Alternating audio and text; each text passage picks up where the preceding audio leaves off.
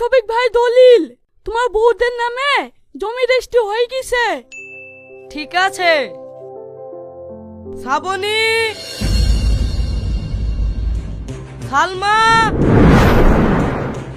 পল্লবী, অঙ্কিতা, এই লাও তোমাদের দলিল।